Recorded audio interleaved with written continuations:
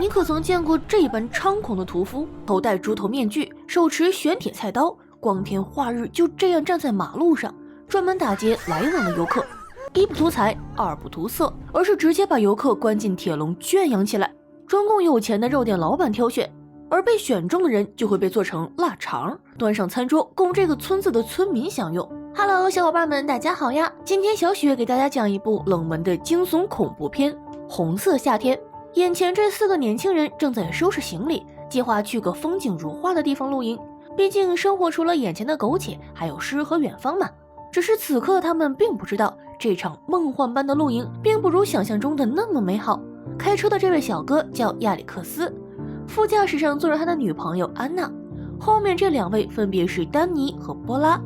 一行人很快驾车出发了，露营就露营呗，非得选个从来没有去过的地方，甚至地图上都没有标注，这是典型的送人头的节奏呀。到达加油站之后，几个人下车问路，老板推荐了自制的大腊肠，保证你是吃1根想2根，吃2根想3根。2位女主看着造型怪异的腊肠，果断选择了放弃。这个举动让老板非常的不满，几个人并没有理会老板，问完了路直接离开了。道路两旁一片萧条，一看呢就是荒无人烟。走了没有多长时间，就看到马路中央横躺着一个人，想不到这么偏僻的地方竟然也有人来碰瓷呀！幸亏亚历克斯及时踩住了刹车，否则这几个人就要走着去露营了。亚历克斯下车查看，躺在地上的是个老头，由于天气过热，老头突然中暑晕倒在路中央。几个年轻人也算是五好青年，说着就要送他回家。老头住的地方非常偏僻，破烂不堪的房子，胡乱堆放的工具。老头表示自己这一大家子是3代同堂，而且都是男人，不知道是不是这家阳气太旺，整个家里竟然没有1个女人。老头的儿子热情地接待了4个年轻人，邀请他们晚上留下来吃饭。几个人婉言谢绝，并再次上车赶路。走着走着又出了意外，这次路中央停了一个皮卡，道路两旁充满荆棘，也没办法绕行啊。亚历克斯再次下车上前查看情况，结果在皮卡的后面竟然藏着一个头戴猪头面具的人，直接把亚历克斯吓得裤裆一紧，随后又挨了猪头人一拳，当场被撂倒在地了。其余3个人一看这架势，发出了杀猪般的叫声。这凄厉的惨叫成功引起了猪头人的注意，只见猪头人缓缓地走了过来。这下好了，车钥匙被人拿走了，露营是不可能了。当务之急是尽快寻求救援。几个人想来想去，这里似乎距离老头家很近呢。3个人下车之后就急速狂奔，总算是赶到了老头家里。只是没有想到，刚刚还中暑极度虚弱的老头，此刻已经变成了一个身手矫健的中年大叔，一个照面就将丹尼放倒了。老头的儿子西斯科也轻轻松松地将波拉拿下。更令人意外的是，猪头人竟然也住在这里，似乎和老头还是一家人。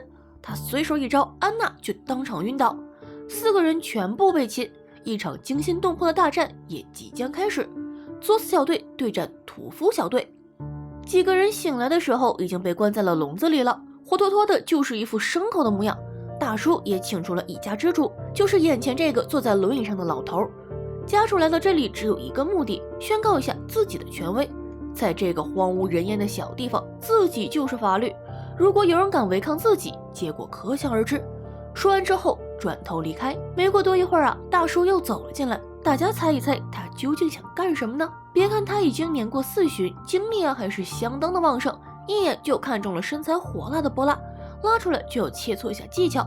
而这边波拉也不甘示弱，假装要和大叔切磋技巧，实际上是想要趁机逃跑，找准空隙就夺门而出，抛弃了自己的队友，头也不回的撒丫子狂奔。大叔一看非常的生气，年轻人不讲武德呀，说好的切磋技巧怎么说跑就跑呢？他扛着自己的猎枪追了出去，人到底是没有子弹跑得快，大叔一枪扫过，直接在波拉胸口穿了个洞。作死小队第一个领盒饭的人产生了。再来说一说亚历克斯这边，不管是体型还是颜值，都是作死小队的主力呀。他们如果想要翻盘，责任必然要落到亚历克斯的身上。被猪头人带到这里后，他直接就被挂在了厨房里。再次见到猪头人后，亚历克斯直接发动嘴炮技能，打算用自己的3寸之舌把猪头人说死。可猪头人也是非常的干脆，直接把克里亚斯的舌头给割了。作死小队又多了一个领盒饭的，大叔干掉波拉之后，重新回到了房子里。丹尼看到并没有女朋友的身影，立刻就明白自己的女友已经遭遇毒手了。他立刻也上了头，叫嚣着要跟大叔单挑。这个举动彻底把大叔惹怒了。不过大叔还是非常敬佩丹尼的血性，满足了丹尼这个请求，就非常悲催。为了彰显自己的强大，大叔把丹尼活活钉在了十字架上。这是要模仿耶稣的救赎吗？作死小队第3个人也领盒饭下线了。到了晚上，安娜被家主热情地请上了餐桌，并且还准备了一顿丰盛的晚餐。随后家主开始介绍家族的辉煌成就。这个邪恶家族的历史可以追溯到第2次世界大战，当时敌人屠戮整个小镇，祖辈率领村民奋勇反击，这才保住了小镇大部分人的生命。这么优秀的基因应该被完整的继承下去啊！但眼下自己的子孙个个都是光棍，无法继承家族的优良基因。如果安娜愿意做自己的孙媳妇儿，就能够保住自己的性命。说到这里啊，小雪才明白，怪不得整个家里没有一个女人，原来3代人的老婆都是这样弄来的。恐怕基因被传承之后，女人都会被做成腊肠吧。吃完饭后，安娜直接被带到了西斯科的房间。小伙子也是憋了很久，爬到安娜的身上就要传承基因。说是迟，那是快。安娜随手抓起旁边的台灯，狠狠地砸向了西斯科，紧接着又是一连串暴击5连杀，西斯科当场毙命。屠夫小队总算是陨落一个人。不过此时的安娜处境并没有多好，相反，这里是敌人的老窝，稍有不慎就可能葬送自己。安娜在房子里四处乱窜，不小心来到了家主的房间。好在家主双腿瘫痪，行动不便，并不能构成太大的威胁。安娜随手就是一拳将他打晕，继续寻找出去的路。兜兜转转又来到了猪头人的房间，也是整个家的厨房。在这里，她看到一个个挂在空中的腊肠，她想起了自己的男友，悲伤之情难以言表。但还得继续前行啊，否则自己会被做成腊肠挂在空中。又是一番谨小慎微的操作，总算是逃出了房子。想到自己还有队友未救，安娜又回去找了丹尼，趁着夜色带着丹尼一起逃离。可遗憾的是，2个人并没有走出多远就被大叔发现了。他招呼猪头人开车去追，没一会儿2个人就被追上了。这时丹尼决定牺牲自己拖住敌人，让安娜赶紧逃走。其实他心里也清楚，自己这个样子根本跑不了。如果安娜成功逃出去，或许还有一线生机。在生命的最后一刻，丹尼发出了自己的灵魂质问。猪头人也是非常干脆，抡起玄铁菜刀，当场就给丹尼开了瓢，也不做过多的停留，上车继续去追安娜。2个人一个跑一个追，整整持续了1个晚上。天亮的时候，安娜跑到了一个养猪场，静静地躲在猪圈里。猪头人四下张望，并没有找到安娜的身影。安娜一看情况对自己有利啊，就想着偷偷逃离这里。万万没有想到，就在她刚刚抬起脚的时候，猪头人已经站到了身后。他抡起菜刀上来就要砍安娜，双方你来我往，都使出了浑身解数。安娜瞅准时机，发射了一枚暗器，也就是一头小乳猪。猪头人一时不察，挥刀就把小猪劈成了2半。安娜则趁机逃跑。猪头人这一辈子都戴着猪头面具，可见猪在他心中的地位有多高。刀虽然砍在了小猪的身上，却疼在了他的心里。杀死之仇，不共戴天。